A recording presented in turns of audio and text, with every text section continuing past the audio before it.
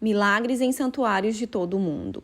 Em todos os continentes, em todos os países, curas acontecem em santuários. Alguns são mundialmente famosos, outros conhecidos apenas dos que moram nas suas proximidades. Mas, famosos ou obscuros, as curas ocorrem por motivos idênticos e por meio dos mesmos poderes da mente subconsciente. No Japão, visitei vários santuários famosos. A peça central do mundialmente conhecido santuário de Jiabutsu é uma gigantesca estátua de bronze de 12 metros de altura, de Buda, com as mãos postas, a cabeça inclinada em êxtase profundo. Observei velhos e jovens depositando oferendas aos pés da estátua. Dinheiro, frutas, arroz, laranjas. Os devotos acendiam velas, queimavam incensos e entoavam preces com pedidos. Escutei atento o cântico de uma mocinha, enquanto ela entoava a prece de cabeça baixa e apresentava 2 laranjas como oferenda. Nesse momento, ela agradecia a Buda por ter-lhe restabelecido a voz. Tendo-a perdido, recuperou-a no santuário. A fé simples em que Buda lhe restituiria a voz de cantora, se seguisse certo ritual, jejuasse e fizesse certas oferendas, a havia ajudado a despertar em si mesma a esperança. Como resultado, condicionou a mente até chegar a crer. Em seguida, o subconsciente transformou a crença em realidade. Não podemos enfatizar suficientemente o poder da imaginação e da fé total. Um exemplo maravilhoso nesse particular é o de um parente meu, residente em Perth, cidade do oeste da Austrália, que sofria de tuberculose. Tinha os pulmões profundamente afetados. O filho resolveu ajudá-lo a curar-se. Foi visitá-lo em casa e lhe disse que conhecera recentemente um monge andarilho dotado de estranhos poderes. O monge regressara pouco tempo antes de uma longa estada em um dos santuários de cura mais famosos da Europa. Nele conseguira um minúsculo fragmento da verdadeira cruz, engastado em um anel dos tempos da Idade Média. Ao longo dos séculos, incontáveis sofredores haviam sido curados após tocar o anel ou o fragmento da cruz. Ao ouvir essa história, o filho contou ao monge a doença do pai e lhe implorou que lhe emprestasse o anel. O monge concordou. Em vista disso, o filho fez um donativo espontâneo equivalente a $500. Quando mostrou o anel ao pai, o idoso cavalheiro praticamente arrancou-lhe da sua mão. Apertou o anel contra o peito, orou em silêncio e foi dormir. Na manhã seguinte estava curado. Todos os testes clínicos deram resultado negativo. Curas como essas acontecem o tempo todo. O mais notável em tudo é que a espantosa história do filho não passava de uma invenção. Na verdade, ele pegara um fragmento de madeira comum na rua, levara-o a um joalheiro e mandara engastá-lo em um anel de desenho antigo. Em seguida, deu-o ao pai. O leitor sabe, naturalmente, que não foi o pedacinho de madeira apanhado na rua que curou o pai do rapaz. Não, foi a imaginação despertada em um grau intensíssimo, além da esperança confiante em que ficaria inteiramente curado. A imaginação ligou-se à fé, que é uma emoção subjetiva, e a união das duas realizou a cura pelo poder do subconsciente. O pai jamais soube do estratagema. Se isso tivesse acontecido, ele, quem sabe, poderia ter sofrido uma recaída. Mas, em vez disso, a tuberculose jamais voltou. Permaneceu inteiramente sadio e faleceu de outras causas 15 anos depois, com a idade de 89 anos. Um único princípio universal da cura. É fato bem conhecido que todas as várias escolas de cura proclamam sucessos documentados dos mais maravilhosos tipos. A conclusão mais óbvia que ocorre à mente é que deve haver algum órgão ou processo comum a todas elas. Na verdade, há. O órgão de cura é a mente subconsciente e o processo, a fé. Pense bem nas verdades fundamentais seguintes.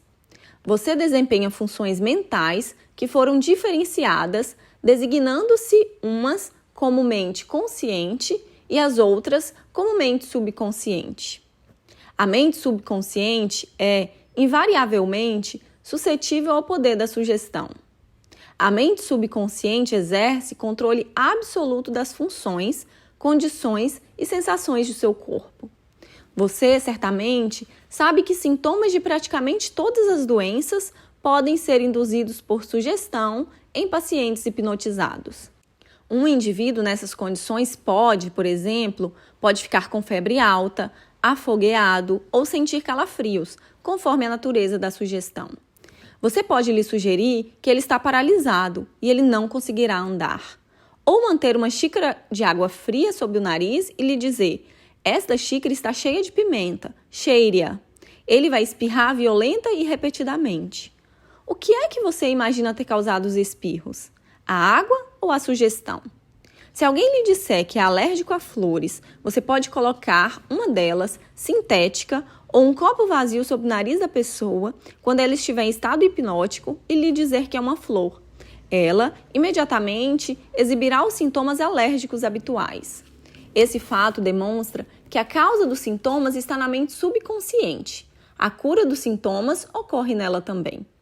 Diferentes escolas da medicina, tais como osteopatia, quiroprática, Qigong, acupuntura e naturopatia, produzem, todas elas, curas notáveis. O mesmo acontece com os ritos e as cerimônias das várias crenças religiosas em todo o mundo. É evidente que todas essas curas são realizadas por intermédio da mente subconsciente, a única curadora existente. Note só como ela cura um corte em um dedo. Ela sabe exatamente como fazer isso. O médico põe uma atadura e diz: a natureza curará o ferimento. Natureza. Porém, nada mais é do que o outro nome para a lei natural, a lei da mente subconsciente. O instinto de autoconservação é a primeira lei da natureza e principal função da mente subconsciente. Seu instinto mais forte é a mais potente de todas as autossugestões. Teorias profundamente diferentes. Muitas e diferentes teorias de cura foram propostas por diferentes seitas religiosas e grupos de terapia pela prece. Muitos alegam que, uma vez que suas práticas produzem resultados, a teoria que defendem deve ser a certa. Mas, como vimos nesse capítulo, essa alegação carece de fundamento. Como você sabe, há vários tipos de cura. Franz Anton Mesmer, um médico austríaco que clinicava em Paris, descobriu que aplicando ímãs ao corpo doente podia curar milagrosamente a doença de que ele sofria. Realizou também curas com vários outros tipos de material, como vidro e metal. Mais tarde, abandonou o uso desses objetos em troca de passes sobre o corpo do paciente. Proclamou que a verdadeira causa de suas curas era o que denominou de magnetismo animal. Formulou a teoria de que alguma substância magnética misteriosa era transmitida pelas mãos do curador ao paciente. Mesmer emprestou seu nome a esse método de tratamento que veio a ser conhecido como mesmerismo. Hoje nós o conhecemos como hipnotismo. Outros médicos, invejosos do sucesso de Mesmer, alegaram que todas as suas curas eram devidas à sugestão e a nada mais. Quando pressionados, porém, tiveram de confessar que não sabiam como o poder da sugestão produzia efeitos tão notáveis. Todos esses grupos, psiquiatras, psicólogos, osteopatas, quiropráticos, médicos e grupos religiosos de todos os tipos, utilizam o poder universal único existente na mente subconsciente. Todos podem proclamar que as curas são explicadas por suas teorias, embora a verdade seja muito diferente. O processo da cura, qualquer que seja ela, é uma atitude mental definida, positiva, uma atitude interior ou maneira de pensar, denominada fé. A cura é devida a uma esperança confiante, que atua como sugestão poderosa à mente subconsciente, liberando seu poder curador. Ninguém cura usando um poder diferente do usado por outro. É bem verdade que ambos podem ter teorias ou métodos próprios, mas só há um único processo de cura, o da fé. Só há um único poder curador, isso é, a mente subconsciente. Escolha qualquer teoria, crença ou método que o agrade. E pode ficar tranquilo de que, se tiver fé, obterá resultados. Opiniões de Paracelso. Philippus Paracelsus, famoso alquimista e médico suíço que viveu de 1493 a 1541, foi um grande curandeiro em seus dias. e afirmou o que é um fato científico óbvio quando disse: seja o objeto da sua fé, real ou falso, você ainda assim obterá os mesmos resultados. Dessa maneira, se eu acreditar na estátua de São Pedro, como teria acreditado no próprio São Pedro, obterei os mesmos resultados que teria obtido com ele. Mas isso é superstição. A fé, contudo, produz milagres, e seja ela verdadeira ou falsa, sempre produzirá as mesmas maravilhas. As opiniões de Paracelso foram repetidas no século XVI por Pietro Pomponazzi, um filósofo italiano, que escreveu o seguinte: podemos facilmente conceber os efeitos maravilhosos que a confiança e a imaginação podem produzir, especialmente quando ambas as qualidades existem nos sujeitos e nas pessoas que os influenciam. As curas atribuídas à influência de certas relíquias constituem efeitos da imaginação e da confiança das pessoas nessas relíquias. Charlatões e filósofos sabem que se os ossos de qualquer esqueleto fossem postos no lugar dos ossos de um santo, os doentes ainda assim experimentariam efeitos benéficos, se acreditassem que eram relíquias autênticas.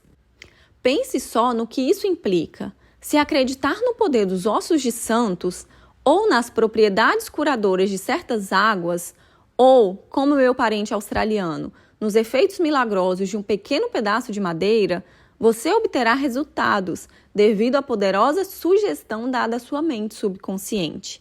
É esta que realiza a cura. Os experimentos de Bernheim. Hippolyte Bernheim, professor de medicina em Nancy, França, em princípios do século XX, foi um dos primeiros a explicar como a sugestão do médico ao paciente produz efeitos devido à força da mente subconsciente. Bernheim contou a história de um homem com paralisia na língua. Foram tentadas todas as formas de tratamento, sem nenhum sucesso. Certo dia, porém, seu médico anunciou que ouvira falar de um novo instrumento que, com certeza, aliviaria o problema. Em seguida, ele colocou um termômetro na boca do paciente, que acreditou que era o instrumento que o salvaria. Momentos depois, gritou alegremente que podia mover a língua com maior facilidade. Continua Bernheim. Entre os nossos casos, são encontrados fatos do mesmo tipo. Uma mocinha veio ao meu consultório sofrendo de perda completa da voz havia quase 4 semanas. Depois de chegar a um diagnóstico seguro, eu disse a meus alunos que a perda da voz cedia, às vezes instantaneamente, à aplicação de eletricidade, que só poderia agir simplesmente por sua influência sugestiva. Mandei buscar o aparelho de indução. Botei a mão sobre a laringe da paciente, movia um pouco e disse: agora você pode falar alto. Um instante depois, a fiz dizer A, em seguida B e depois Maria. Ela continuou a falar com clareza e o problema desapareceu. Herr Bernheim estava demonstrando o poder da fé e da esperança por parte da paciente, que atuaram como sugestão poderosa sobre a mente subconsciente. Bolha formada por sugestão. Diz Bernheim que provocou o aparecimento de uma bolha na nuca de uma paciente, colando nela um selo de correio e sugerindo que era um pedaço de papel pega-mosca. Esse tipo de demonstração foi confirmado por experimentos e experiências de numerosos médicos em muitas partes do mundo. E não deixam dúvida de que mudanças estruturais no corpo podem ser feitas como resultado da sugestão oral ao paciente. A causa dos estigmas sangrentos. Hemorragias e estigmas sangrentos podem ser induzidos por sugestão. Como demonstração desse fato, o Dr. M. Borru colocou uma pessoa em transe hipnótico e lhe deu em seguida a sugestão seguinte: às 16 horas, após a hipnose, você virá ao meu consultório, se sentará nessa poltrona e cruzará os braços sobre o peito. Seu nariz, nessa ocasião, começará a gotejar sangue. Naquela tarde, o jovem fez exatamente o que lhe havia sido dito. Logo que cruzou os braços, várias gotas de sangue pingaram na narina esquerda. Em outra ocasião, o mesmo pesquisador escreveu o nome do paciente em ambos os antebraços, com a ponta robunda de um instrumento, enquanto ele estava em transe hipnótico. Em seguida, disse Borru: às 16 horas, você cairá no sono. Seu braço sangrará ao longo das linhas que eu tracei e o seu nome aparecerá escrito em seus braços em letras de sangue. Naquela tarde, o paciente foi atentamente observado. Às 16 horas, ele caiu no sono. No braço esquerdo, as letras sobressaíram em relevo brilhante e, em alguns pontos, havia gotas de sangue. Embora as letras desaparecessem gradualmente, elas continuaram ainda levemente visíveis 3 meses depois. Esses fatos demonstram, simultaneamente, a correção das duas proposições expostas, isso é, a suscetibilidade invariável da mente subconsciente ao poder da sugestão e o controle perfeito que ela exerce sobre funções, sensações e condições do corpo. Todos os fenômenos citados retratam vividamente condições anormais induzidas por sugestão. E são provas conclusivas de que, assim como o homem pensa em seu coração, mente subconsciente, assim ele é. Recapitulação de pontos importantes sobre cura. Primeiro, lembre frequentemente a si mesmo que o poder curador está em sua mente subconsciente. Segundo, convença-se de que a fé é como uma semente plantada no solo e que cresce segundo sua natureza. Plante a ideia, a semente na mente, regue-a e fertilize-a com esperança e ela brotará. Terceiro, a ideia que você tem para um livro, invenção ou peça é real em sua mente. Essa é a razão por que acredita que tem agora. Acredite na realidade da sua ideia, plano ou invenção e, ao fazer isso, ela se concretizará. Quarto, ao rezar por outra pessoa, saiba que o seu conhecimento interior, silencioso, da completude, beleza e perfeição, pode mudar as configurações negativas da mente subconsciente da outra pessoa e produzir resultados maravilhosos.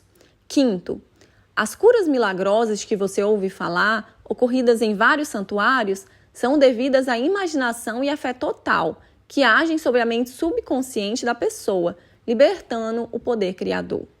Sexto, todas as doenças têm origem na mente. Nada aparece no corpo, a menos que exista um modelo mental correspondente.